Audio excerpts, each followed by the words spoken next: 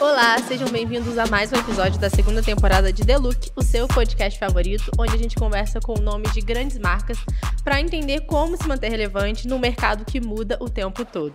Nossa entrevistada de hoje é a Silvia Monteiro, que é fundadora e diretora criativa da Isla, uma marca de bolsas de luxo nacional mineira e criada em 2008 e que hoje está presente em vários marketplaces do Brasil e do mundo, além das grandes multimarcas nacionais. Oi, Karen, obrigada pelo convite. Oi, Silvia, muito bom te receber. Sou fã do estilo The Look, então é uma honra estar aqui com vocês. Ficamos felizes em saber.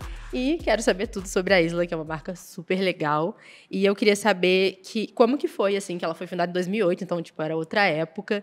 E como que era inicialmente, né, com a produção independente, e depois que você expandiu, né, até a primeira loja física, o e-commerce. Como foi essa questão inicial com essa expansão depois? Bom, primeiro foi um longo caminho, né? Começou bem pelo começo, né? Onde eu fazia tudo, desde o desenvolvimento, né? Até a parte comercial e, né, um pouco do administrativo também, servia cafezinho. A gente faz de tudo mesmo, faz parte. Mas a marca começou muito assim, da minha inquietude, né? Diria aí uma inquietude fashion, por sempre buscar algo muito diferenciado ali, né? Do que existia até então no mercado. Foi muito orgânica mesmo, né, a criação da marca, partiu muito do desejo que eu mesmo despertava nas pessoas, né, que gerava aquela curiosidade sobre aquilo que eu estava usando, onde eu comprei, como eu fiz, né, e quando eu trouxe as minhas criações, isso veio de uma forma muito imediata, e a gente viu nas pessoas essa vontade de também ter aquilo que, né, que eu tinha criado para satisfazer inicialmente um desejo meu. Mas a marca começou muito pequenininha, com uma produção realmente muito, né, artesanal, de peça por peça, né? E aí foi ganhando uma projeção devido a essa demanda que foi surgindo, mas tudo, né, bem feito realmente, né, passo a passo e tudo de uma forma, né, constante, mas, né, de alguma forma também lenta ali no início, claro. Mas como você entendeu, assim, agora é a hora, eu preciso expandir, eu preciso que chegue até mais pessoas, porque eu já não estou dando conta, assim, do que está sendo produzido aqui artesanalmente, porque, né, o público aumentou, o consumidor está querendo mais. Quando foi que você, virou essa chavinha? Sim, então, partiu do desejo, né? Essa demanda externa que veio sobre o produto. Talvez a gente estivesse entrando aí no universo de atingir pessoas, né, que tinham esse mesmo desejo e entender que isso era, de alguma forma, escalável, né? Então, a gente via que o volume vinha aumentando. Quando eu comecei muito voltado, né? Como eu falei, para atender às minhas necessidades ali, de buscar uma peça diferenciada, uma bolsa que não tivesse, né, um conceito como marca, mas que tivesse um conceito de produto muito diferenciado e único, né? Uma peça original por si só. Então, quando comecei a escalar, claro, primeiro foi a parte administrativa ali, que não dava para conciliar o criativo e o comercial com, né, esses bastidores aí de financeiro, tributário e tudo. Se a gente tiver que voltar aí lá atrás, né? Primeiro eu contratei uma pessoa para fazer toda a parte mesmo ali de básica, de atender telefone, né? De receber os e-mails e tudo. De formalizar mesmo a empresa, de constituir uma empresa, né? Quando a gente precisou de fazer a primeira venda para uma amiga que tinha uma loja, eu falei, putz, agora a gente vai ter que formalizar isso, que a gente precisa emitir uma nota fiscal. Agora é burocracia. Agora é burocrática. Então, claro que veio essa parte. A produção, inicialmente, tanto a parte de desenvolvimento no sentido de modelagem, ela foi, né, terceirizada.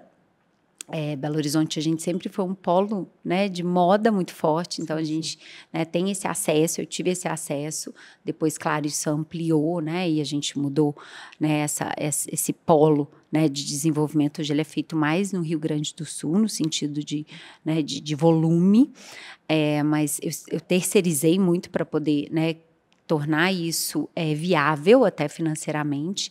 A parte comercial talvez tenha sido esse terceiro momento aí que eu precisei também, né, de delegar essa parte de vendas e tudo que envolve ali, né, esse setor mesmo de relacionamento ali com o cliente e tudo. E depois vieram, né, o marketing, porque inicialmente eu cuidava de toda a parte, né, que envolvia estética, que envolvia design, acabava que eu abraçava muito marketing, mas ele teve que tomar uma dimensão, principalmente trabalhando com moda, né, muito grande, então veio essa parte do marketing.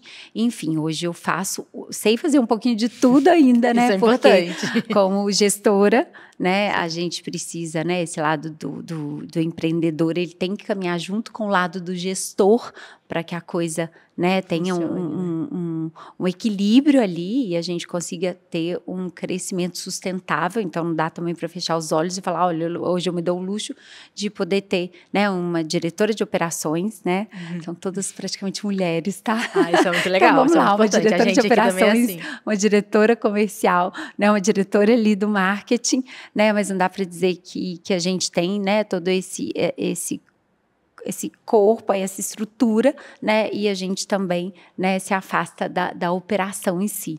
Então, eu continuo fazendo um pouquinho de tudo e hoje conto com a ajuda, né, de todo esse time. Mas isso aconteceu, né, se a gente colocar em datas aí, fazer uma linha do tempo aí, o primeiro convite para a gente ter uma loja foi em 2016, a marca foi fundada em 2008. E quando surgiu esse convite, eu ainda não tinha a visão clara de que o que eu comercializava, né, o que eu tinha criado como produto, como identidade, como, né, um portfólio, que ele era escalável, né, numa palavra mais aí, né, de business, assim, que ele seria escalável no nível loja. Eu entendia meu produto como parte de um mix dentro de uma curadoria, de uma multimarcas, né, mesmo que fosse de um e-commerce, porque nessa hora a gente já tinha, né, o desenvolvimento bem grande assim do e-commerce na moda. Então, mas eu não entendia o produto, né, a coleção como uma loja em si, uma loja só de bolsas. E aí foi um convite que partiu, né, inicialmente do Iguatemi, né, do Grupo Iguatemi, e aí foi aquela proposta assim, recusável, que a gente, né, mergulhou, né, com frio na barriga, pensando, gente, o que vai dar? Porque, poxa, eu nunca vi uma loja só de bolsas e, com detalhe, só de bolsas nesse momento de festas ou peças muito autorais que transitavam entre a festa e o dia, mas bolsas que até então, né, não tinha uma proposta tão forte comercialmente como uso, né? Claro que a gente pensava muito na usabilidade daquilo, mas não numa bolsa que tivesse uma justificativa de ocasião de uso que não fosse a festa. Então, um produto até então, né, tido como supérfluo, mais entre nichado, aspas, né? super nichado, e aquilo se transformaria em uma loja, né? E uma loja com todos os desafios de criar, né, uma dinâmica, de ter um colchão de vendas, né, de ter uma coisa para se sustentar como um negócio independente. E aí, junto com esse desafio, esse frio na barriga, a gente mergulhou, né, nesse incrível e maravilhoso sonho do varejo, que vieram muitos outros desafios, mas isso foi realmente muito transformador, porque foi um desafio que realmente que nos desafiou, né, a crescer como marca, a enxergar o produto, a amadurecer o olhar sobre o produto, sobre o que criávamos, sob o ponto de vista de quem comprava.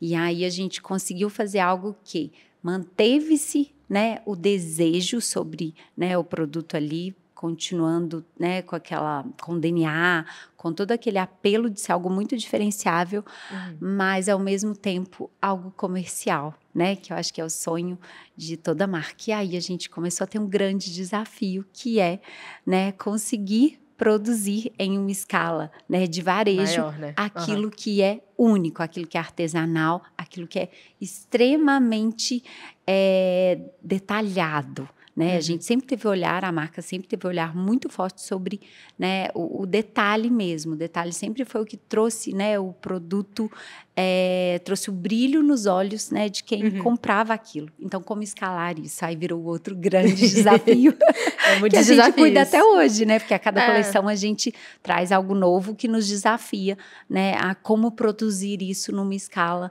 né, maior. Mas é até importante você compartilhar isso, porque às vezes as pessoas não têm ideia de como é desafiador. E nem quanto demora, né? Tipo, foram 8 anos da criação até você conseguir abrir a primeira loja. E eu queria saber, sim, qual que foi, você acha que foi o grande diferencial? Assim, que era uma coisa, é o que você falou, era uma bolsa de festa. É o trabalho artesanal, é o trabalho criativo, é uma junção dos dois, é uma coisa que ainda não tinha, uma coisa voltada para festa. Então, você acha que esse foi o diferencial? E aí, óbvio, o seu trabalho criativo ajudou nessa fase. O que você acha assim, que fez você realmente escalar para um nível nacional e essa popularização da marca? Bom, acho que é um somatório de coisas, né? E várias delas a gente vai ajustando ali na rota. Mas acredito que realmente tenha sido a gente entender um nicho, né? Assim, inicialmente ele veio de uma demanda de um nicho, de um produto que até então não havia essa oferta, né, de mercado, que era uma bolsa de festa. Até então a gente, né, ou a gente recorria aos nossos acervos, né, familiares, Sim, né, sim. e assim, quase que todos eles, assim, era uma avó que tinha, né, uma peça muito restrita, às vezes era uma bolsa que se usava em todas as festas, né, não tinha opção de cor, de modelo e tudo. Sim. Então a gente pedia emprestado, literalmente, ou era algo muito inacessível, né, em se tratando de produtos nacionais, não tinha, você comprava uma coisa fora que era caríssima, era uma joia, e aí era uma coisa que realmente era inacessível. Então, acho que a gente conseguiu, né, trazer, né, para o universo do luxo. Claro, né, quando se fala de festa, um produto com uma certa sofisticação, a gente está assim no luxo, mas a gente conseguiu dar acesso às pessoas a esse luxo. Então, acho que a gente conseguiu atender uma demanda e também despertar um desejo por algo que era realmente novo para muita gente, né? Então, a marca se consolidou como sendo uma marca de bolsas de festa, e aí, em meio a outros desafios que a gente foi, né, expandir a marca, mas aí são outros momentos, né? Mas sim, acho que a princípio foi isso que nos deu essa projeção e que nos, né, proporcionou ter esse início, né, como marca, e sustentou o nosso crescimento com esse diferencial. É muito legal, né? Sempre que tem um gap no mercado, assim, eu acho que a gente... Às vezes as pessoas não percebem. Eu acho que o Shoe The Look também tem muito isso. A Manu viu um gap no mercado e a gente criou, e aí deu certo. Então, é muito legal ver marcas nacionais se expandindo, assim, quando a gente, às vezes, não tinha opção antes, e agora a gente tem tantas agora, e abrindo portas até para outras, né? Sim, sim. E é interessante porque isso não é aquela grande ideia, né? Nada, não é algo espalhafatoso. Não, é uma coisa que começa pequenininho, que às vezes você vê assim, é um nicho, às vezes, né, familiar, um nicho ali entre amigos, e aí você vai vendo que aquilo vai escalando. E eu acho que isso é desejo, né? Porque a gente consegue despertar o desejo, e aí você começa a entender que aquilo que você enxergou, né, é uma grande oportunidade, que ele vai se escalando. É exatamente isso. É muito legal.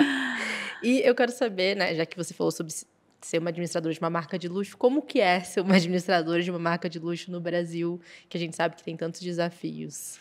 Então, detalhe, né, administradora, né, eu acho que essa coisa do empreendedorismo feminino mesmo, né, mulheres aí à frente de negócios e, né, criando, né, mulher é muito criativa, Sim. né, a gente é obrigada a ser, a gente treina desde a infância essa criatividade. Então, acho que a gente tem bastante, né, desafio aí a superar, muita coisa ainda a caminhar, né? Acho que é muitos caminhos aí a trilhar para a gente chegar num nível realmente aí de ter, né, uma igualdade. Sim. Em algum sentido.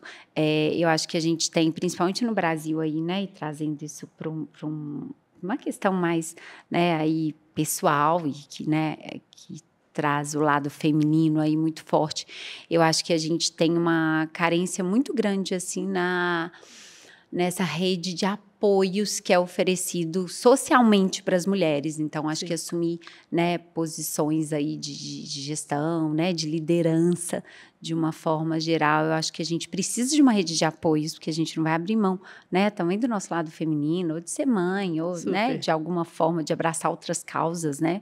Sim. É uma questão de tempo mesmo, acho que é uma questão humana ali, né? Aqui eu acho que é bem difícil, hoje eu conto, né? Sempre contei, pude contar, né? Com uma rede de apoios muito forte, mas eu acho que hoje a gente socialmente deveria se cuidar muito disso, porque muitas mulheres deixam de empreender deixa de criar grandes negócios, grandes transformações, porque não tem basicamente com quem deixar os filhos, né? Uma coisa tão básica, né? A gente não tem isso de uma forma, né, estruturada no país. Sim. Mas um parêntese só, tá?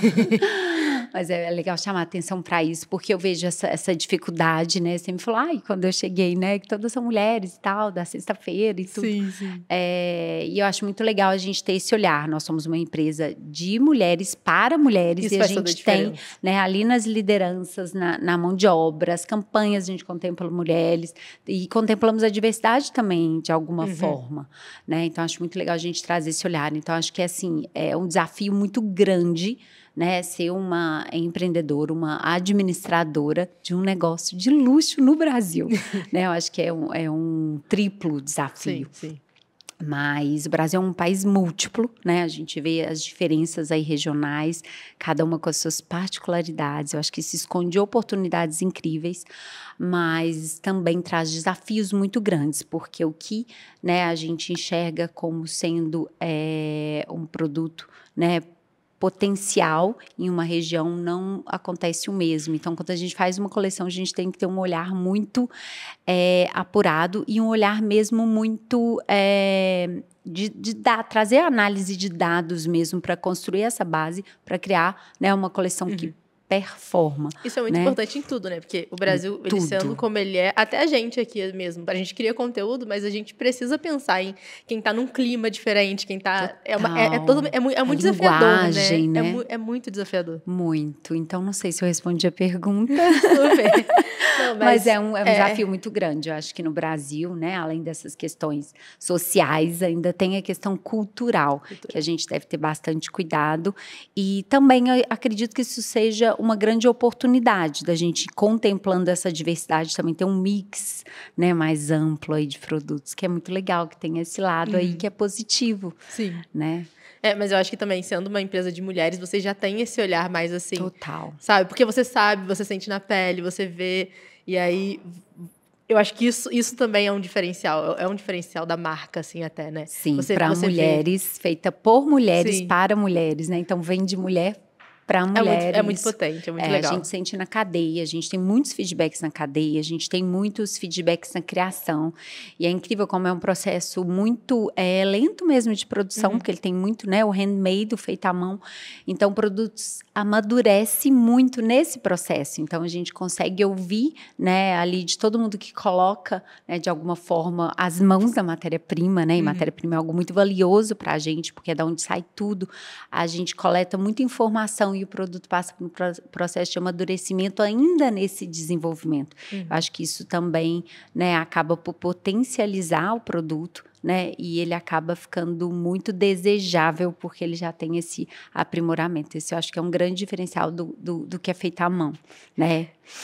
E como que você equilibra esse desejo com funcionalidade também, para se conectar ao consumidor, que você disse, as mulheres são multifacetadas, elas são mães, então a bolsa da mulher é uma coisa muito significativa, né? Então, a gente precisa carregar tudo. Se tem filho, tem que carregar as coisas das crianças. Como que você faz para, apesar de ser funcionais, continuar com manter esse desejo? Porque a gente também quer uma coisa bonita. Total. Bolsa tem um significado muito interessante para a mulher. Eu faço uma analogia que também é muito interessante. Uma criança, né? Uma menina...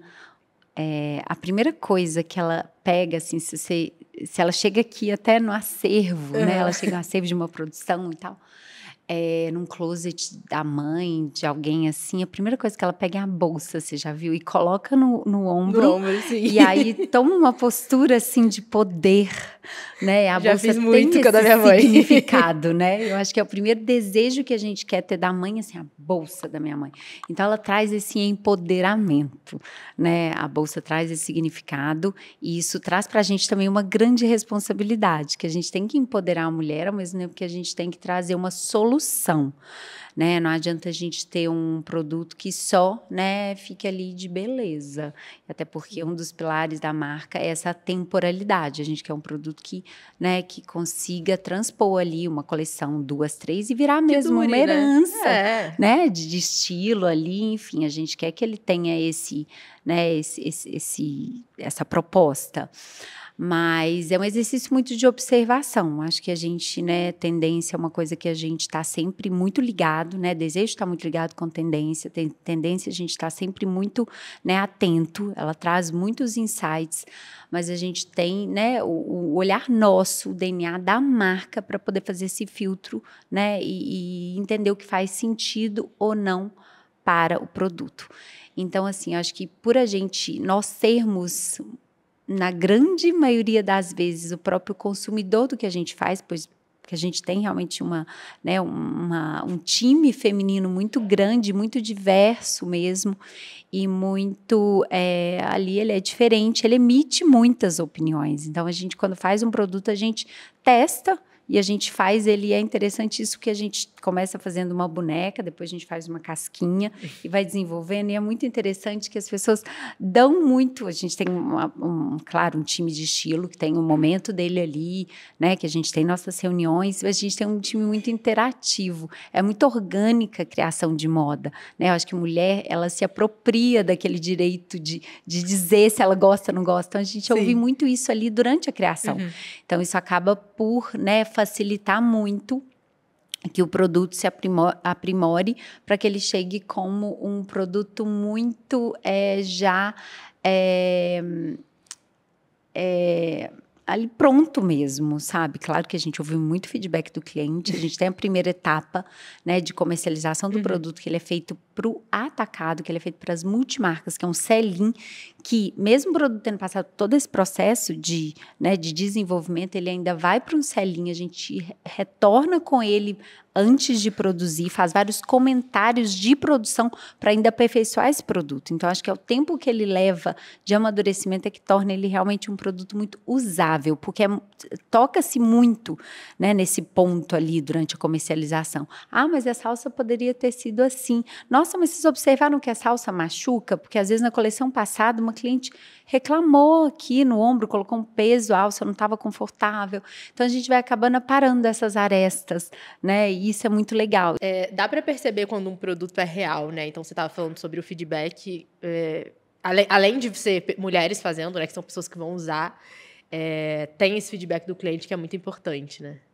Sim, dá para saber quando o produto é real, né? E ele tem uma alma, porque ele vai carregando todos esses feedbacks que ele vai, né, se aprimorando ali ao longo do processo, né? E vem o cliente ainda, né, complementa isso até, né, o momento em que vai para uma produção e ele recebe todos esses comentários ali, né, como comentários para algum aprimoramento na produção, e aí sim ele chega no ponto de venda, né, e vai de encontro ali, né, ao desejo que existe e à necessidade, né, que o cliente, quando entra na loja, ele já tem, né, um pré-requisito, né, básico ali em cima do produto, e aí vem, né, a surpresa de ser algo que, né, faz os olhos brilharem, aí é o desejo, enfim, né, e junta tudo e realmente a gente tem um produto que é desejável e comercial. E você estava falando sobre expansão da marca, né? Que começou como festa.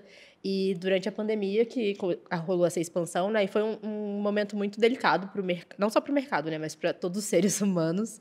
Mas vocês expandiram e ainda tornaram a questão da sustentabilidade muito mais forte no DNA da marca. Eu queria saber como que foi isso, como que foi essa virada, assim. E como foi sobreviver à pandemia e expandir mesmo depois disso. Sim, então, a virada veio depois, né, da sobrevivência. Não foi fácil, realmente a pandemia foi um momento em que a gente, como empresa, né, claro, como pessoas nem precisa dizer, mas como empresa a gente precisou de repensar o negócio, né, festa era algo que era DNA da marca, né, era a nossa grande ocasião ali de uso do nosso produto e era o que fazia sentido, né, como momento ali de venda e a gente precisou realmente de repensar e trazer, né, esse questionamento de uma maneira produtiva, né, não destrutiva para dentro do negócio. No momento da pandemia, foi um momento em que a gente, né, no início, né, quando explodiu mesmo a pandemia, né, no Brasil, a gente estava num momento de entrega muito grande de coleção, que a gente estava ali na virada, né, da coleção de verão, né, finalzinho de verão ali, entregando o início da entrega do inverno, então a gente estava liquidando o verão, pós-carnaval e tudo, e entrando com o inverno, né, propriamente dito. E o mês, né, que explodiu a pandemia, antecipava, né, que foi março para abril ali, é o mês anterior ao grande momento, ao pico de festas que a gente tem, que ainda está muito voltado ali para a tradição das noivas, o mês de maio. Então, muitas festas, né, grandes festas acontecem nesse mês. Então, imagina como estava a nossa produção. Caramba. E o nosso estoque nesse momento. Então, a gente estava assim, com estoque altíssimo e com tudo preparado para fazer nossas grandes entregas de festa. E tudo mudou. E tudo mudou da noite para o dia, né? Veio como uma notícia, assim, avassaladora. E aí foi realmente um momento em que a gente assustou muito, porque a gente precisava não só de cuidar do que estava acontecendo ali e honrar com o que estava, né, já iniciado, como a gente tinha que ter uma ideia que nos salvasse. E ela, né, não vinha de ninguém. Qualquer pessoa que você perguntava, a única resposta era assim, não sei. Gente, quando é que isso vai acabar? Não sei. Vão ser 15 dias? Não sei. Vão ser 40? Não sei. Muita incerteza, né? E ninguém sabia nada. E as notícias realmente começaram a vir de uma forma muito pessimista, né? Então, assim, claro que a primeira semana, a segunda semana, né, era cuidar da gente, né? Era uma questão humana de sobrevivência. Sim. E, assim, com um mês, eu já tinha uma noção muito grande de que o nosso negócio estava muito ameaçado e que a gente precisava de arregaçar as mangas e achar uma solução. E não tinha grandes soluções e não viriam grandes soluções externas. A gente tinha que achar o nosso próprio caminho. Tinha que se reinventar, né? Se reinventar. E aí eu lembrei muito de histórias né, e quase que cases aí de marcas que voltaram às suas origens, né, em momentos de crise. A gente vê isso acontecendo hoje, inclusive. Sim. Eu vi uma voltando para a sua origem no momento de forte crise financeira, né, que a gente está vendo os grandes grupos aí passando por essas dificuldades. E eu me inspirei, né, não vou nem citar nome, numa dessas que há uns 10 anos atrás viveu esse momento. E assim, foi quase que um insight. Eu falei, gente, a gente tem nossa base. A gente pode ter perdido o nosso, né, cliente, a gente pode ter perdido o nosso mercado ali, mas a gente tem a nossa origem, a nossa raiz continua aqui. E aí foi realmente um exercício de mergulhar no que a gente tinha de mais, primeiro assim, que era disponível localmente e do que a gente tinha de mais consistente no sentido de, né, de estética, de beleza, né, de valores locais. E aí, realmente, foi um mergulho nas nossas comunidades, né, de voltar para as vilazinhas no interior de Minas e resgatar um artesanato que estava extremamente adormecido, que estava extremamente desvalorizado, que ele era feito, né, de uma forma muito, muito bem feita, mas para o uso que era muito inadequado para o tipo de arte que se construía, né? A beleza, né? O belo era muito belo para o uso que davam para ele. Então, assim, foi quase que foi uma necessidade, foi quase que uma falta de opção, mas foi um exercício realmente muito rico de resgatar. E não foi um resgate só que a gente fez, né, como marca para, né, ali o trabalho, a mão de obra. Foi um duplo resgate, que eu acho que os próprios, né, as próprias artesãs, aí eu falo no feminino, que a gente, né, buscou esse tipo de mão de obra para trazer algo muito delicado, né, e é quem de fato fazia esse trabalho mais, né, delicado, que os homens, né, em termos de, né, ali no nosso entorno, em termos de mão de obra mesmo, eles fazem trabalhos mais pesados, né, e as mulheres ficavam por conta desse artesanal mais fino. A gente viu que isso foi um encontro, sabe? Foi um encontro de desejos, foi um encontro quase que de almas, assim, que a gente conseguiu resgatar muita coisa e partir do zero mesmo, né? Só com dom para poder trazer, né, um produto com um valor agregado. E aí juntou, né, a nossa parte de design, a nossa parte de pesquisa, tudo que a gente já entendia como sendo, né, até mesmo comercial, né, nesse momento em que a gente não entendia o que queria vender, eu sabia que a festa não venderia, e a gente teve que ter um olhar muito atento assim, para uma tendência muito antecipada, né, de quando se abrisse, né, o consumo de novo, o que as pessoas iriam querer consumir. E a gente foi muito para o lado artesanal, no sentido de crochetaria, de tear, que era realmente o que a gente tinha em mãos, e era como a gente poderia, porque as fábricas não funcionavam, né, as pessoas não poderiam se aglomerar, as mulheres poderiam receber instruções, né, e até uma capacitação à distância, cada uma fazendo a sua casa, e manter também as suas famílias de uma forma, né, seguras ali. Então, a gente foi, assim, encontrando nessas brechas uma forma de continuar atuando, e foram se criando, assim, trabalhos incríveis e maravilhosos, que a gente ainda tinha um estoque de matéria-prima, que antes era usado muito para festa, e a gente continuou atravessando e fazendo algo novo, né? Essa matéria-prima começou a fazer sentido no artesanato, né? Nesse handmade, e começaram a se criar produtos únicos a partir disso. Então, foi muito legal. A gente começou também pela dificuldade de encontrar novos insumos nesse período, não sei se você lembra. Essa época foi a época que faltou até fio de algodão para a indústria têxtil. A gente começou a buscar resíduos têxteis, e os próprios resíduos das indústrias têxteis, principalmente a indústria de algodão, que foi uma indústria altamente produtiva durante a pandemia, por conta dos enxovais, né, coisas de casa. A galera queria muito. E ela era uma grande geradora de um resíduo que não passa de um resíduo, mas que, através das mãos, né, de artesãs, que, acima de tudo, tinham uma paciência enorme em fazer a separação, em fazer, né, o tratamento desse resíduo e aplicá-lo de uma forma muito única, a gente criava um produto totalmente inovador e desejável, que é mais legal, que as pessoas começaram a ter um olhar, né, que eu acho que isso veio de uma maneira geral, elas começaram a ter um olhar mais atento ao que era feito com as mãos, né? Assim, a gente começou tudo que era escalável, industrial e tecnológico, então a gente estava muito uma vibe assim, né? E aí a gente começou a entender que a beleza estava no simples. O simples é muito sofisticado, né? Então, acho que isso foi uma tendência que foi muito de encontro ao que a gente também estava ali, de alguma forma, cultivando e aprimorando. E aí aconteceu de novo esse encontro ali, né, que gerou esse grande desejo por aquilo que a gente fez durante a pandemia. E, assim, isso contribuiu muito para a gente abrir o portfólio de produtos, né? Porque a gente começou a ir, por exemplo, para a ocasião não tinha festa, mas tinha a praia. Depois, quando abriu a festa, muita gente, né, começou a celebrar, né, momentos na praia. Então, a gente já estava com esse lado artesanal voltado para esse produto já muito amadurecido, né, na nossa coleção.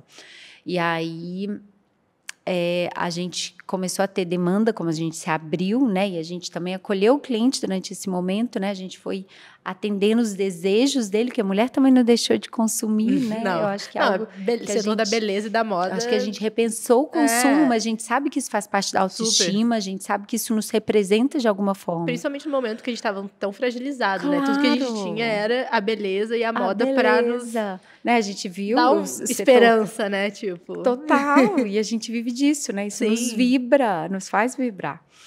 E aí a gente, né, quando se abriu um pouco mais isso e foram, né, as coisas foram se encaixando de novo e tudo, acho que assim, as pessoas tiveram um momento também de amadurecer, né, de enxergar a beleza onde até então a gente não via essa beleza.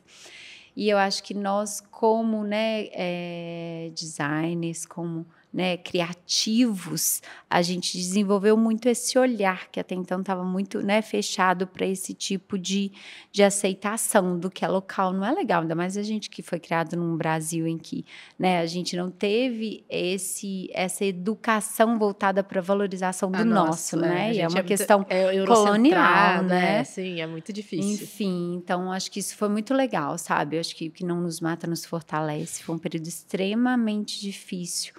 Mas até hoje, assim, é uma coisa que eu paro e às vezes eu coloco a bola no chão e lembro desse momento. Falo, gente, lembra que a cada, né, grande crise, a gente vai ter grandes oportunidades. Então, por mais difícil que esteja, não desistam, persistência, isso é todo dia, qualquer momento. Sim. Porque se tá difícil é porque se a gente resistir, a gente vai sair melhor, né? E é um exercício, acho que diário mesmo, da gente desenvolver essa casca, mas não perder nunca a sensibilidade, porque eu acho que tá exatamente nessa flexibilidade. Essa resiliência é muito importante. Nessa resiliência e nesse olhar, né? Acho que assim, de ter resiliência, de enxergar além daquele, né, nevoeiro ali. É muito importante. Muito. E mulheres têm muito essa. A gente já nasce esse com olhar. Isso aguçado, né? Então vamos, né, potencializar isso. E você falou sobre o resíduo têxtil, que é muito legal. Assim, a gente vive num momento em que tem muito resíduo têxtil no mundo. A gente tem o deserto do Atacama, cheio de roupas. Inacreditável. Nada dura, tudo é muito rápido. E então é muito importante uma marca se posicionar e realmente ter a sustentabilidade como um pilar muito forte, como é a Isla. Eu queria saber quais são os desafios, assim, porque a gente sabe também que não é fácil. Não. Você manter esse DNA, você valorizar o que é certo ser valorizado, né, que é o manual, o artesanal, e também ter essas questões de sustentabilidade que vai ajudar um pouco a ir contra tudo que a gente está vendo, que é tão triste, né, que é tão desafiador. Como que é isso, assim, para você? Sim, olha, primeiro, o sustentável, né, ele não é nem o mais barato, né, nem o mais rápido. Então, assim, o caminho para encontrar algo, né, sustentável que de fato faça sentido, ele é um caminho de muita, né, pesquisa ali, de muito feeling também, né, e a gente ainda tem um outro desafio que a gente trabalha num segmento de luxo. Então, além de tudo, a gente tem que criar algo que seja único, né, assim, no sentido de diferenciação e que seja belo. Né? Porque não adianta ser sustentável se não desperta esse desejo, se não, né, não atrai esse olhar, né, feminino. Então, assim, é bem desafiador, tá? Mas a gente traz isso como um pilar.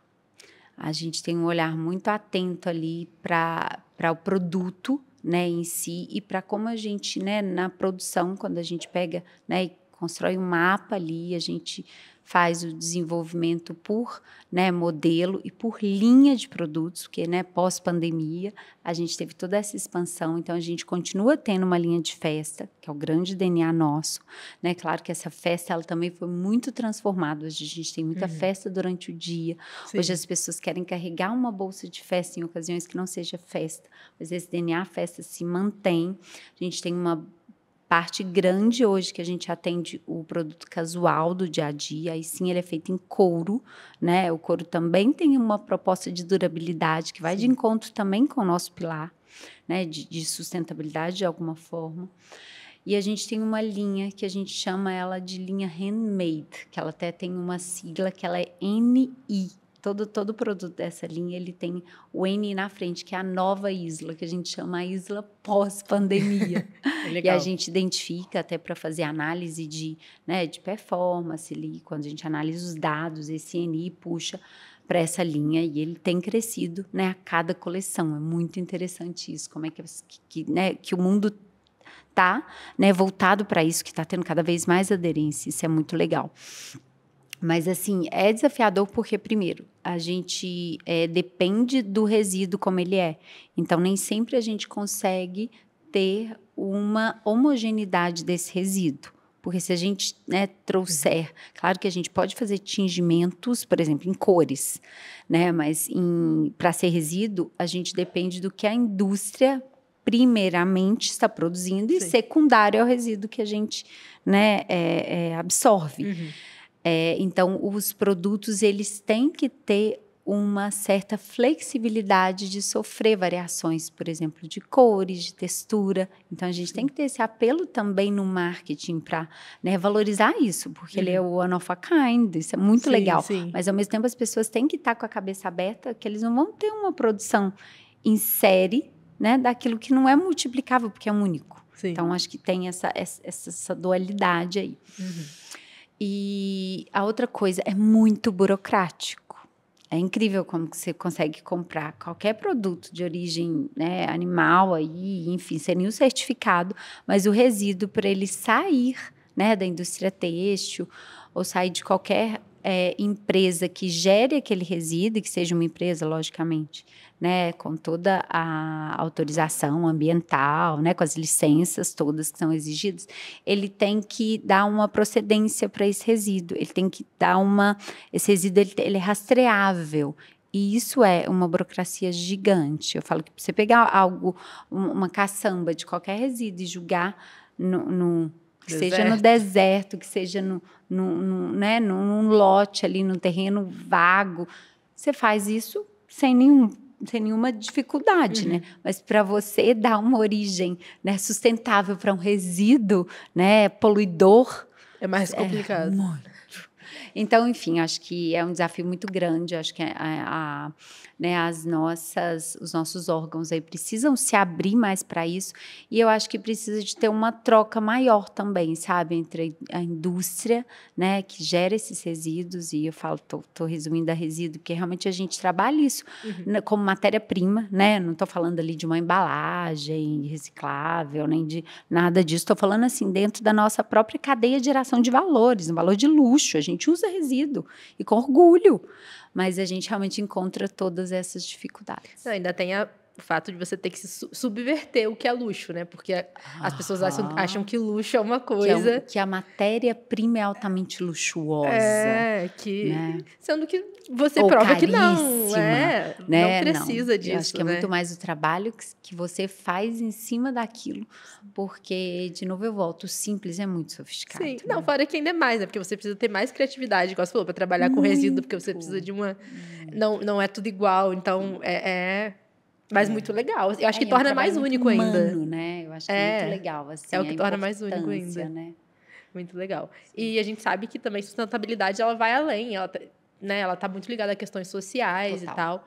E eu sei que vocês fizeram essa capacitação de mulheres. E como foi isso, assim, para vocês entender para além, né? Que vocês precisavam capacitar mulheres, que vocês precisavam ter essas pessoas perto de vocês, assim, e capacitadas para realmente você ter um impacto muito maior, assim.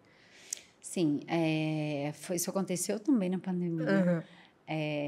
Foi realmente assim uma necessidade que a gente teve de buscar uma mão de obra que atendesse ali um momento em que as pessoas não se agrupavam no sentido, né,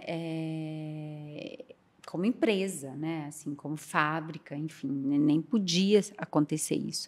Então isso, né, acabou criando ali uma força individual de mão de obra, né, e ela acabou vindo de uma forma muito feminina, por N questões aí que a gente até já falou aqui anteriormente. E ela mostrou-se uma mão de obra muito aberta também. Isso foi muito legal, que a gente conseguiu fazer com que as pessoas entendessem, talvez por a gente comunicar nosso propósito. Então, a gente encontrou muita responsabilidade sobre aquilo que estava sendo feito, sabe? A gente viu, a gente partiu de uma produção, né, anteriormente muito mais, né, escalada, no sentido de um produto muito mais, né, industrial, e aí a gente encontrou uma outra mão de obra, claro que ela não era tão escalável, e esse é o desafio que a gente tem, né, de multiplicar isso, mas a gente tem encontrado também, né, muita abertura e não vou dizer uma facilidade, mas isso tem nos surpreendido, né? Que eu acho que é um tipo de trabalho que as pessoas conseguem executar em paralelo, principalmente mulheres, com as outras, né, atribuições aí do lar, de mães, enfim, né? Mas continua sendo um grande desafio porque é uma coisa muito demorada de se fazer, né? Mas não sei se eu respondi sua pergunta. Você falou sobre mulheres, mas a gente pode falar também sobre os tipos de mulheres, de né? transformação. Sim, de transformação. Né? Como é essa transformação dessas mulheres e de diferentes perfis de mulheres, igual as que têm filhos, que têm não. Cada uma tem um desafio diferente, né? Total. E é muito interessante como que essa mão de obra, ela transfere até a personalidade para o trabalho que faz. O trabalho manual, ele tem isso, e é muito legal. A gente tem pessoas que vêm, assim, de uma educação, de uma origem mais rígida, e aí a gente vê no crochê, o ponto é mais firme, sabia? É incrível. Que doideira. Não é terapia, mas é terapêutica, a gente lembra. A gente olha e fala, gente, eu acho que eu consigo fazer um diagnóstico aqui. E é muito interessante, porque às vezes... Que loucura. Né, claro que a gente recebe com muito, né, com muito bons olhos, a gente vê isso, quando, né, existe uma diferenciação. É um produto com a alma, né? É uma coisa orgânica, única. Mas ele tem que atender a uns padrões. Claro, primeiro de qualidade, obviamente, mas isso as mulheres são incríveis, é fantástico. Mulheres, a gente já sabe aqui, já fala muito. Muito. Não tem nada que a gente não faça. Não tem. E assim, isso a gente consegue, um padrão, elas têm uma responsabilidade muito grande, mas ele também tem que obedecer a um padrão, né, um design, porque a gente tem um molde para que ele se encaixe, porque aquilo que é feito ali pelas mãos, né, das nossas artesãs dentro dessa comunidade, né, focando aí, ele ainda passa por uma cadeia produtiva que envolve várias outras etapas. Então, ele tem que se encaixar dentro de um modelo, né, que ainda vai, né, sofrer muitas ações, né, ainda vai ter muito trabalho em cima dele. Então, ele tem que corresponder. Em alguns momentos, a gente vê que existe, ele está ok de qualidade, mas ele não se encaixou nesse padrão, ele tem que voltar. E é interessante que você consegue associar, né? Quem fez, a gente já reconhece. Né? Assim, primeiro porque ele vem, né? Para a gente tem o nome de cada artesã que atua ali, que fez aquele trabalho. E aí, quando a gente volta, a gente fala, olha, fulana, você está com um ponto muito rígido, está muito fechado o ponto. É muito engraçado. Às vezes está passando até por um momento pessoal de vida. Isso impacta muito, né? É muito interessante, gente. É muito legal, né? Eu faço crochê, eu sei bem como que é. Não é? Às vezes, um dia que você está mais nervosa, está brava.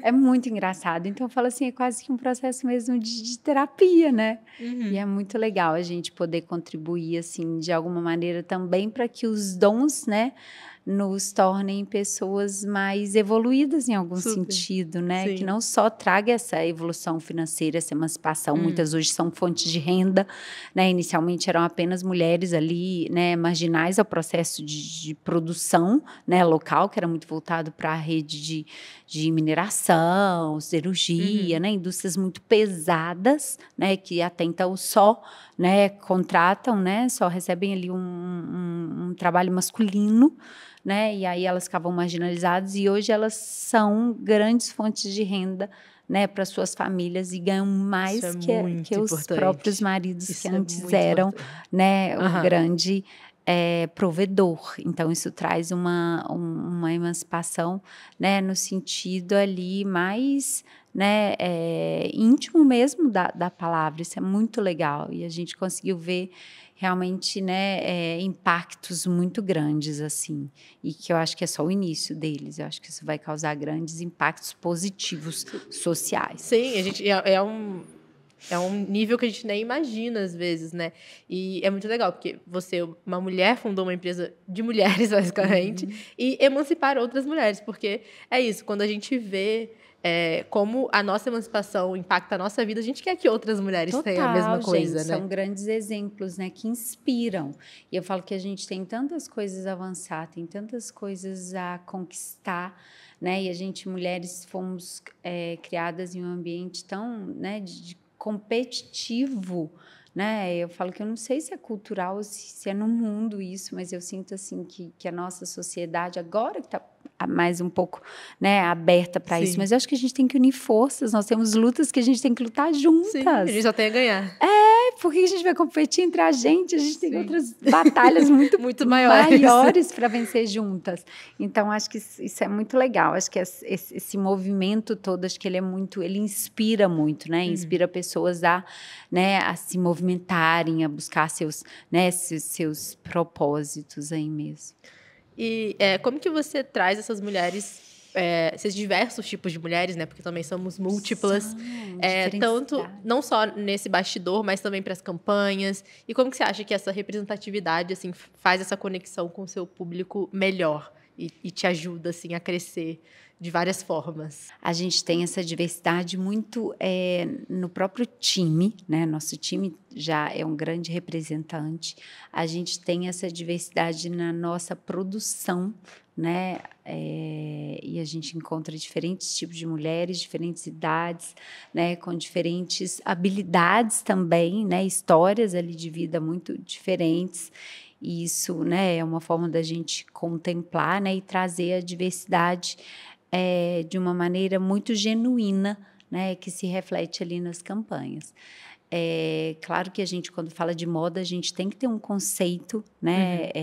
Claro que toda campanha ela parte de uma estratégia, né? Mas a gente, quando constrói essa estratégia, a gente pensa muito no nosso cliente, né? Hoje acho que a gente não tem uma persona, a gente não tem um nicho somente, né, a contemplar. A gente tem uma diversidade muito maior aí para conversar. O Brasil, como a gente falou, é muito múltiplo.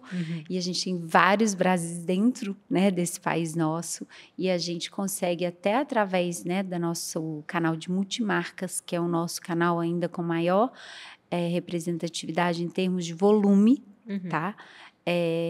Ele nos exige esse exercício de pensar, né, em quantas mulheres a gente tem e para quantas ocasiões diferentes a gente vende, né, nesse Brasil. Então, a gente tem mulheres no Nordeste, a gente tem ali no Norte umas festas que são muito tradicionais, né, que envolvem aí, que movimentam. A gente tem, né, ali...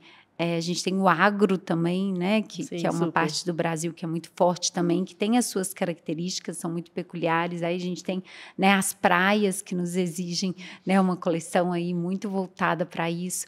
Então, acho que a gente contempla as mulheres à medida que a gente também faz essa análise desses ambientes, desses valores, né, do que de fato faria sentido para a cliente, né, e seria desejável para aquele momento que ela vive. Então, acho que é uma forma da gente contemplar essa diversidade também. Isso é muito importante. E acho que, como você disse, olhar para essas mulheres também é olhar para como elas mudam ao longo do tempo, né? E a gente passou por muitas mudanças, não só com a pandemia, mas com a internet, com a tecnologia. E eu quero saber como que você fez, assim, quais estratégias a Isla adotou para continuar relevante no mercado e enxergando todos esses tipos de mulheres e como elas foram modificando, assim, quem elas são, como elas consomem, o que elas querem.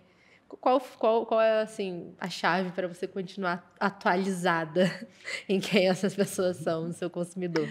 Bom, a chave é muito aquela... É engraçado, né? Acho que, assim, é igual o melhor... Ai, desculpa, esqueci. Veio. O deadline é a nossa melhor inspiração, né? Então, acho que, assim, a necessidade, né, de fazer a coisa girar, e eu acho que essa grande responsabilidade que a gente passa a ter, né, de manter um negócio de pé, né, um custo operacional que a gente vai, né, criando, isso nos obriga a estar muito atento ali, né, e a todo momento a qualquer movimento, né, que venha a acontecer. Né, os impactos são muito grandes e a gente tem que antecipá-los e trazê-los de uma forma, né, positiva para o negócio sempre. Então, esse olhar ele é atento diário, porque passa a ser quase que uma, né, necessidade. Sim, uma necessidade, né? Acho que é uma grande... eu acho que a empresa, né, o negócio que consegue antecipar ali, que seja uma tendência, um movimento e tudo, né, e canalizar isso, ele vai sempre, né, prosperar e surfar. Se não tiver, né, vento a favor, ele vai dar um jeito de encontrar uma corrente ali para poder, né, sair lá na frente e estar sempre, né, relevante. Mas falando de internet, talvez, né? Sim, de perfil do consumidor. De perfil do consumidor, a gente vem de um período, né? A marca foi criada em um momento em que a internet não era tão relevante, né? A gente não via as vendas online como algo, talvez já tinha o início de alguma coisa, mas ainda era algo muito distante, principalmente, né, em se tratando de mercado de luxo. Demorou um tempo para poder trazer, né? E aí, quando você fala de um produto altamente detalhado, com um nível de detalhe mesmo muito alto, como colocar aquilo, né, de uma forma em pixels, né, digamos, ali na internet. Então, foi um desafio, né, mas eu acho que, ao mesmo tempo, também foi a nossa grande fortaleza, como a gente é desse pré-momento, né, de internet, desse pré-momento aí, né, do online, a gente cultivou muito essa experiência e a gente continua, né, com o desafio diário de transpor essa barreira, né? Claro que a internet nos abriu, nos expandiu muito, né? E a gente está vendo isso agora com a inteligência artificial, né? Expandindo horizontes, quebrando barreiras, né? Facilitando até a questão de tempo, né? Coisa que você ficava ali no processo ou de análise de dados ou de criação, de desenvolvimento mesmo de produtos. Gente, é surpreendente, é muito rápido. Claro que aí os desafios são os inputs todos que você dá e da forma que você dá e como você, né, consegue conter isso aí. Mas, assim, eu acho que a gente ser desse pré-momento é muito legal, porque a gente conseguiu desenvolver habilidades ali que são muito únicas e que são hoje a inteligência por trás disso tudo, que é a base de tudo, né? Então, fala assim, gente, nosso site, né, ou a nossa comunicação, a gente tem que continuar mostrando os detalhes, o cliente é encantado pelos detalhes e a gente precisa de usar a tecnologia a nosso favor nesse sentido. A gente já tem uma grande vantagem, que é um produto que a gente não experimenta, né? Então, assim, falando de moda, né? E a gente vê que o varejo aí do vestuário é um dificultador. Talvez isso para a gente seja uma grande vantagem, mas a gente continua com esse exercício de criar experiências mesmo online, né? Acho que a gente tem que se mostrar e mostrar os detalhes mesmo à distância, mesmo com essa, né, com essa dificuldade aí, mas Isso é importante até porque a gente vê hoje em dia que o consumidor ele quer uma experiência, ele quer muito mais do que só ali só não o adianta produto. Você postar só uma foto, você tem que contar uma história, você tem que mostrar o que vai agregar para a vida dele, né? É muito legal. E você falou de inteligência artificial, eu queria saber como que você usa assim no dia a dia, o que facilita para você. Eu acho que a inteligência artificial ela tem essa dualidade, né, que a gente precisa saber usar. Aqui também a gente usa muito inteligência artificial para facilitar no nosso dia a dia, mas eu, inclusive, como jornalista, penso, cara, eu não quero que limite a minha criatividade, eu quero, pelo contrário, não quero que tudo que eu pense eu tenha que jogar na inteligência artificial, no chat GPT, para ele pensar por mim, mas eu quero que ele me ajude a expandir meus horizontes. E como que você faz isso? Bom, a gente tem hoje a inteligência artificial de várias formas, lógico, né, sendo aplicada na empresa, já é hoje um pré-requisito, né? Ter um certo domínio ali da ferramenta e já não é mais uma coisa do futuro, né? É quase já passado. Não, já é passado. Tá cada dia. Agora a gente já está olhando lá na frente para outras formas, né, de uso disso. Mas a gente trabalha ela no desenvolvimento, tá, do produto. A gente não são todas as etapas, mas a gente já traz até como uma forma do nosso como a gente tem essa distância ali, né, entre quem cria, quem modela, né, e esse 3D, né, que já não é mais o 3D que a inteligência artificial consegue fazer para a gente consegue engajar o modelista na ideia. Então, é muito legal, porque o que a gente antes tecnicamente fazia, a gente ainda faz à mão, mas a inteligência artificial consegue fazer com muito mais realidade, né, e com muito mais emoção, porque tipo, você tem um produto, mas claro, é um produto que ainda tem muitas deficiências em termos de usabilidade. Então, um bom design ele vai conseguir trazer isso de uma forma, né, de imagens, vai conseguir engajar ali, mas se você simplesmente entregar isso para o seu modelista, ele vai falar, pô, como que encaixa uma alça nessa bolsa?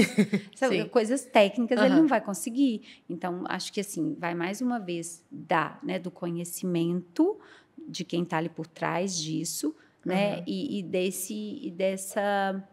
Eu acho que são mundos paralelos e que você tem que ter muito domínio das técnicas para você usar a própria inteligência artificial. Sim, isso é muito né? importante. Então, isso não dá para ser uma coisa artificial, né? Tem que ser tem uma muito coisa... trabalho humano. Não dá para ser superficial. Sim. Né? Tem que ter uma lógica ali muito por trás. Então, a gente usa no desenvolvimento, sim, né? Paralelo a outras, né, ferramentas que a gente tem.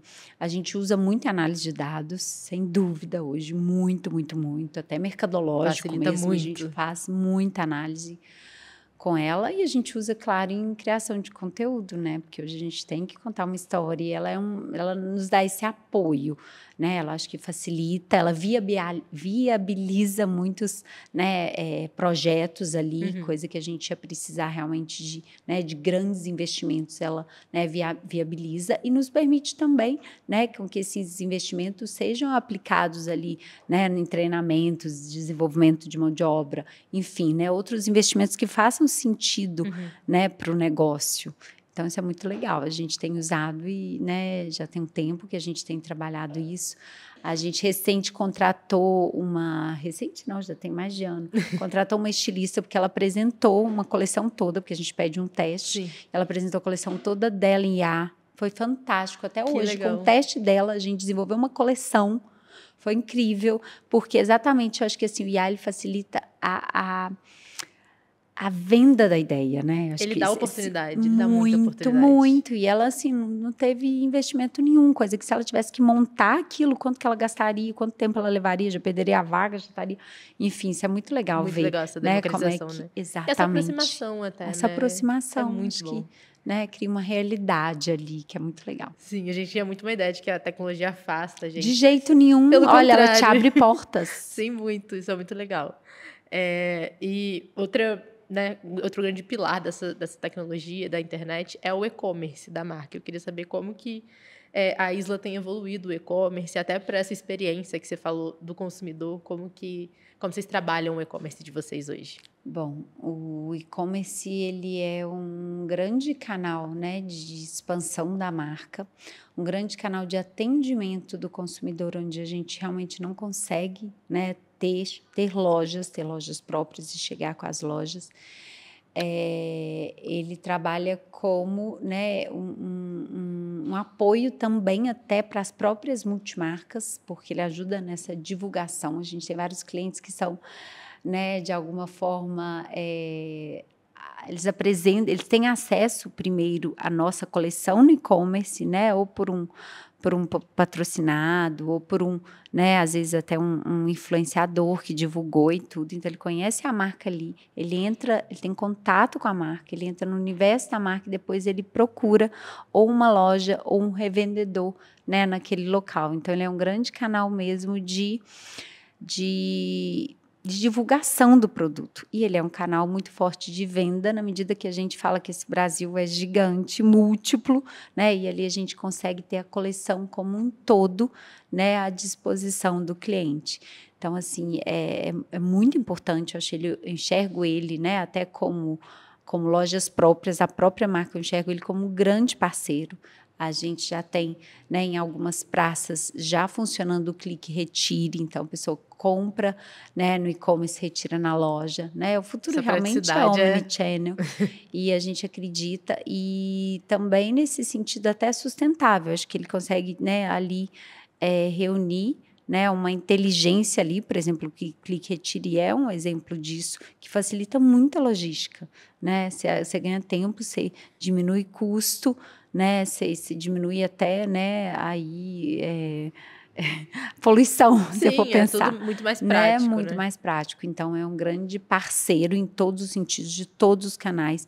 É onde a gente tem, né, um grande faturamento expressivo da marca, mas é onde também a gente enxerga, né, não tem limites, mas é onde a gente enxerga também que sozinho ele não, né, consegue ter essa expansão. A gente acredita muito que essa experiência que a loja própria ela dá, né, como base ali de fidelização, né, para o cliente. No e-commerce a gente teria essa dificuldade se a gente não tivesse a loja própria para poder dar esse suporte. Então são coisas que, né, se complementam. A gente não acredita só como futuro online de forma alguma, pelo contrário. Eu sou clique e retire, pra mim é tudo. Eu amo. Porque você Mas consegue você na loja, né? Tipo, porque você compra aí você online, tem a fidelização, aí a recompra muitas vezes é feita na loja, né? Sim, com certeza. Porque você já conheceu o vendedor, às vezes você já trocaram ali o sim. contato do dirigente, aí é outra coisa. Então, o e-commerce, ele possibilitou a entrada desse cliente, né, na rede, mas quem fideliza é a loja, é o vendedor. É muito diferente. E é muito interessante ver esse cross, assim, né? Total. Do digital com o físico. Porque a gente teve um momento que a gente achava que o digital ia dominar tudo. Nunca. E que, sabe? E aí a gente vê que, na verdade, não, gente. A gente continua sendo humano. A gente ainda precisa do toque, do cheiro, do olhar, assim, ao vivo. Eu acho que a internet, ela facilita muito, mas ela também... Ela é um complemento, eu acho, sabe? Acho que e trabalhar junto, assim, é muito legal, né? Ainda mais em moda e em segmento de luxo. Sim. E você falou de influenciadores, né? Você falou que, como você falou, a Isla, ela surgiu antes da internet até, né? Tipo, a internet era muito inicial aqui. E aí vocês passaram por várias fases, né? Teve YouTube, teve blogs, e agora TikTok e Instagram muito forte. Eu queria saber como que vocês trabalham, assim, com influenciadores, para fazer o marketing de vocês pelas redes sociais. Sim, a gente tem, né? Claro, a gente trabalha com influenciadores, né? A maioria influenciadoras, mas hoje a gente tem elas muito ali como parceiras, né? A gente sempre teve, na verdade, né? Uma proposta bem clara, assim, né? De continuar como parte da nossa comunicação clara, autêntica, de ter pessoas que, de fato, né, comuniquem-se e tenham essa sinergia com a marca, né, de forma orgânica.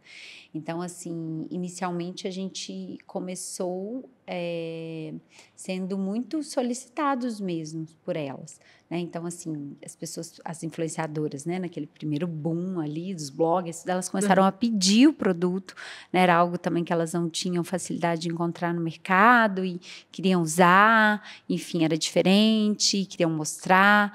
Então, assim, sempre veio de uma forma muito orgânica. Hoje a gente continua, né, trabalhando com muitas, mas hoje a gente tem uma curadoria que a gente faz até, né, de quem usa, quem quer usar, geralmente não é quem deve usar, óbvio que a gente tem, né, um carinho muito especial, né, um cuidado muito com isso, mas a gente trabalha sobre uma curadoria e sobre uma estratégia, né? Então, a gente entende que passa, né, por um outro crivo aí para manter essa curadoria.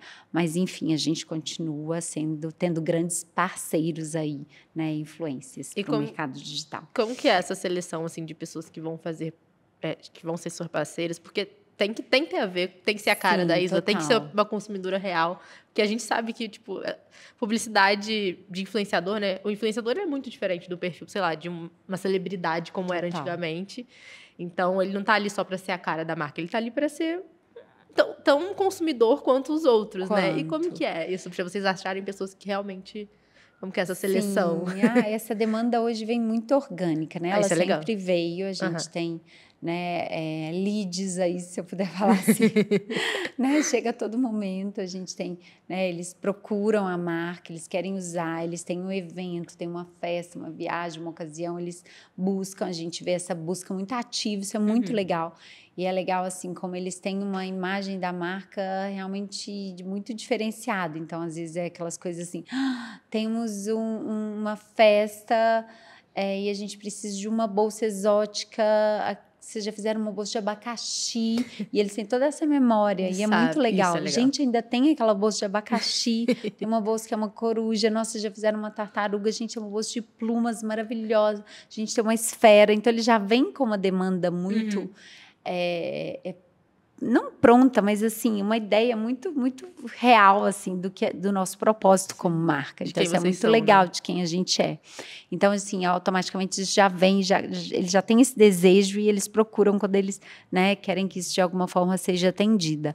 Então, assim, ela é muito natural. E a gente conta, né, com uma assessoria maravilhosa que nos ajuda a fazer essa curadoria, a entender também o momento, né, de cada influência e o momento da marca, que isso também, né, muda, é algo, né, natural. E, né, mas a gente é muito atento a toda a demanda que vem e a gente está também atento a toda mudança de mercado, a pessoas novas, a essa nova geração que está entrando. Né? A gente quer comunicar com muitas, né, mulheres em diferentes ocasiões e, enfim, né, hoje não tem mais essa coisa de idade, né? Acho que a gente está vivendo uma mudança aí mais transgeracional, né? Sim. Então, a gente é muito aberto, mas claro, com uma estratégia por cima, né, por trás de tudo. Isso é legal. E a gente está falando muito de tecnologia, internet, e a gente está assim o tempo inteiro bombardeado de referência, de estímulo, de todas as coisas acontecendo ao mesmo tempo, é microtrend do TikTok, cada hora uma coisa acontece. E como que você se mantém criativa nesse cenário caótico que a gente vive atualmente, que não é fácil? Loucura, né? Eu acho que a criatividade, ela tem, não que tenha um limite, né? Mas eu acho que é aquela coisa assim, às vezes a exposição é tão alta, né? Fazendo uma analogia, que às vezes a coisa não é vista. Então, acho que assim, a gente tem que também ter aquele momento de trazer quase como uma criatividade de ócio criativo, de gente, vamos lá, para tudo, vamos meditar, não pense em nada que vai sair as melhores ideias, porque às vezes o excesso, né, não faz, não constrói, né, essência. Mais dificulta do que através. Exato, você tem que ter a essência, né, e não é o excesso de coisas, é a essência da coisa. Então, a criatividade, ela vem muito focada no nosso DNA. Faz sentido, não faz sentido? Né? Assim, tive uma ideia, que vi isso aqui, uma tendência, tive a ideia de fazer assim, faz sentido como DNA da marca? Né? Tá dentro dos nossos valores? É isso que a gente quer? Né, faz parte da nossa, né, ou fez parte da nossa trajetória, ou vai nos fazer levar onde a gente quer chegar. Então, acho que a gente tem que entender muito para onde a gente está indo, né, porque senão a gente realmente fica louca. Não. É muita informação. Até pra gente, assim, que tá o tempo todo... Mundo, né? Sim, a gente tá o tempo todo olhando tendência, referência. Tem dia que eu fico assim, gente, nossa, eu já não sei, nada faz sentido. Não, e por alguns momentos a gente vê tanto que a gente começa a achar que deve fazer sentido. Né? Sim, exatamente. Isso e aí você fala, gente, onde é que eu estava com a cabeça de pensar que isso fazia sentido? Mas é o excesso, né? É o efeito manada, né? Rebanho. Sim. E dentro dessas criações, assim, como que você equilibra, assim, né? O seu lado criativo, o seu lado que quer se expressar, mas também juntar com a visão estratégica, porque também não adianta, né? Total. Você, óbvio, você tem um feeling, você tem uma visão já de muitos anos, isso é importante, mas a criatividade precisa ser junto com a estratégia, senão não faz sentido, né? Hoje eu tenho um papel, né? Meu papel ali dentro do setor, né? De estilo, eu sou diretora criativa, né? Mas ser diretora criativa não é pegar aquele monte, né, de desenhos e falar gosto, não gosto, quero, não quero. Não, pelo contrário. Né? A gente tem uma estratégia de coleção por trás, né? E aí é uma análise de dados, né? A gente tem um histórico e a gente traz também, né, as tendências, então é um compilado, né? E a gente monta realmente uma estrutura, né, de coleção. E a coleção ela tem que contemplar, né, tanto desde a cartela de cores, né, que tem tanto a tendência quanto o histórico de venda da marca, né, o que a marca, o que aquilo representa para a marca, quanto a gente tem também uma análise de shapes por performance, né? Não significa que hoje está usando o modelo Robo, que a gente deve fazer a coleção, né, como marca voltada para esse tipo de modelo. Não. O modelo que mais tem aderência dentro da marca pode ser uma crossbody, por exemplo, né, que é uma bolsa de usar assim na transversal. Então, a gente tem esse olhar, né, sobre o que o mercado vai demandar como tendência, né, e a gente tem um olhar muito grande sobre o que a nossa mulher costuma, né, aderir, para a gente ter uma assertividade maior e para a gente, né, canalizar esse desejo pelo produto. Então, é claro que a gente olha muito comercial, né? A gente precisa olhar, mas a gente mantém-se muito firmes, né? Como marca ali em termos de DNA. Isso é ou não é Isla? Faz sentido a gente fazer isso aqui porque o mercado está fazendo? Não faz porque não é a nossa base, né? Não é Isla. Mas, assim, claro que tem algumas coisas que a gente opina pessoalmente, mas não é o meu gosto pessoal que prevalece. Eu quero fazer isso, nossa, achei lindo isso. Não, né? A gente tem todo um time, inclusive a gente tem uma pessoa de merchan que exatamente cuida, né, dessa interface ali do que é comercial, né, do que o estilo tem que fazer e do que tem, né, de performance e de o que, né, em forma de produção, a gente consegue executar. Então, é uma matemática, são, né?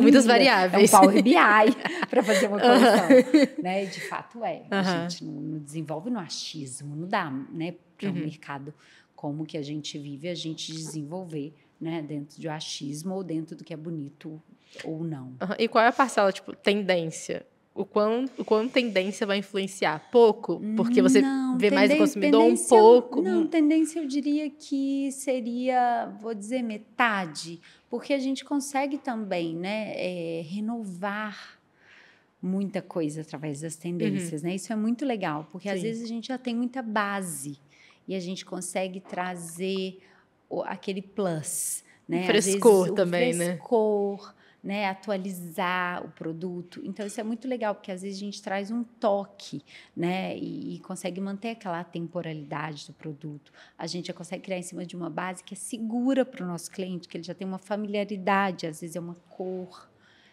um detalhe, né, uma reedição. Porque nem sempre também dá para você se jogar na tendência sem pensar, isso vai ficar datado daqui a um mês, não faz o mínimo sentido, né? Não. Então, é legal você ir... Não, e mesmo tendência, quando a gente, né, se apropria de alguma tendência, vê que ela faz sentido dentro dos nossos pilares. Sempre. Então, a gente acredita que aquilo, né, vai ter uma temporalidade, assim como um outro produto de linha, mesmo que ele tenha uma forte, né, tendência, igual a gente tem visto muito esses charms, né, bag charms, funny.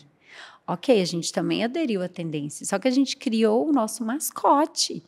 E assim, ele vai ser eternamente o nosso mascote. Ele está sendo aplicado agora como um bag charm, mas ele vem de outras formas. E ele nasceu numa produção totalmente handmade. Foi a primeira vez que ele foi feito todo em crochê, artesanal. E aí agora ele já transpôs, agora ele está num momento que ele é um bag charm.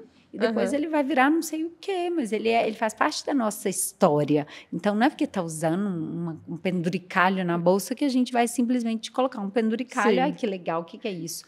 Uma coisa que está na moda. Sim. Não.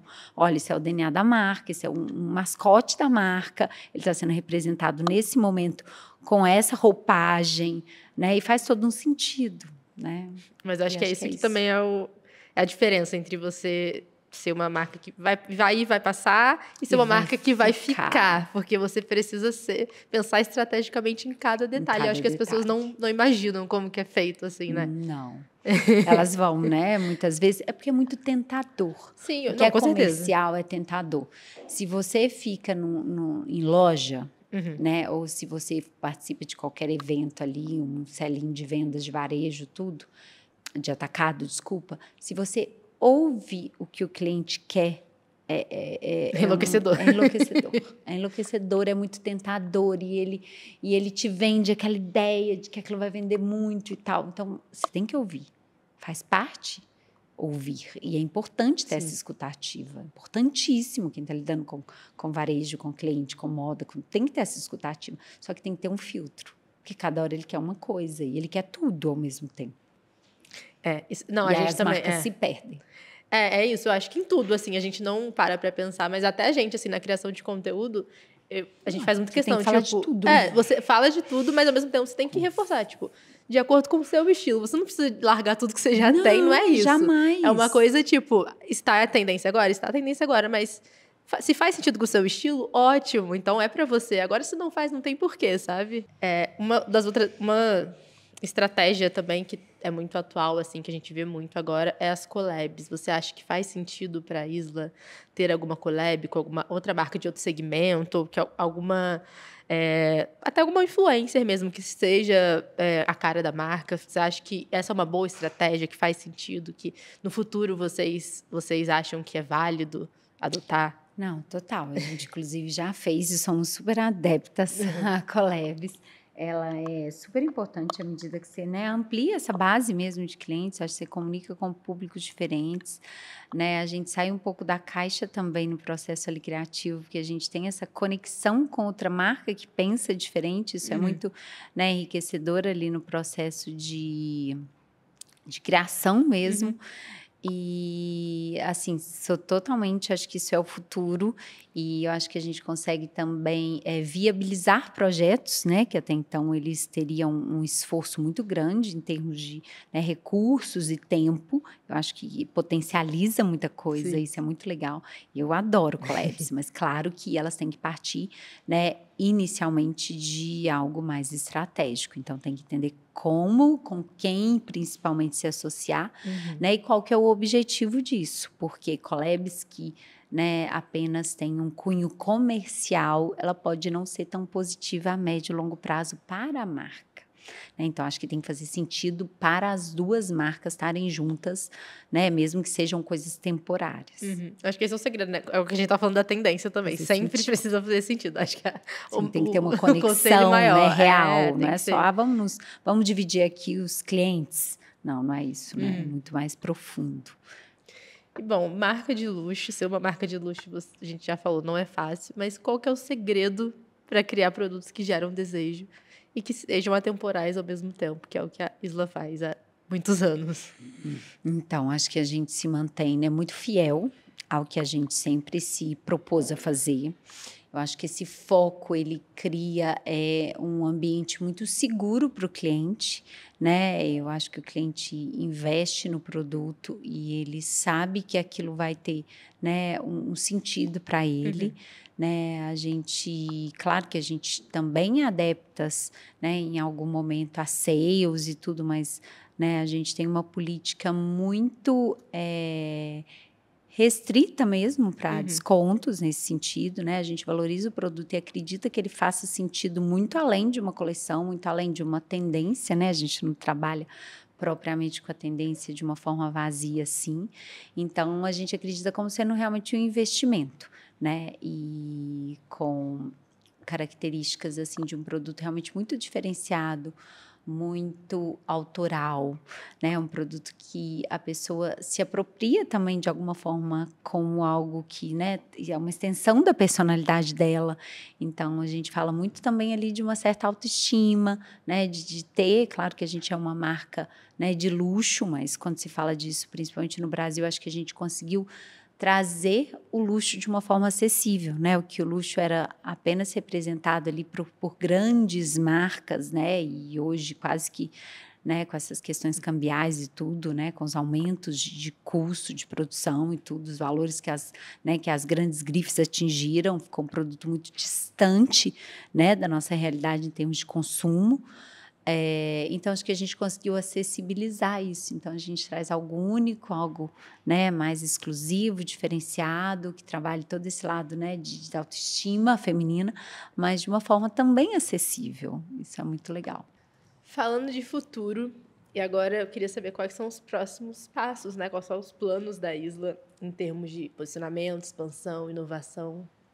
Então, a gente quer continuar, né, nesse caminho aí, nessa trajetória de crescimento, com muita consistência, né? Expandir lojas, franquias, lojas próprias, expandir, né, em termos de mercados e produtos, né, através aí de colaborações, enfim, mas sempre mantendo, né, nosso DNA e o que nos torna únicos.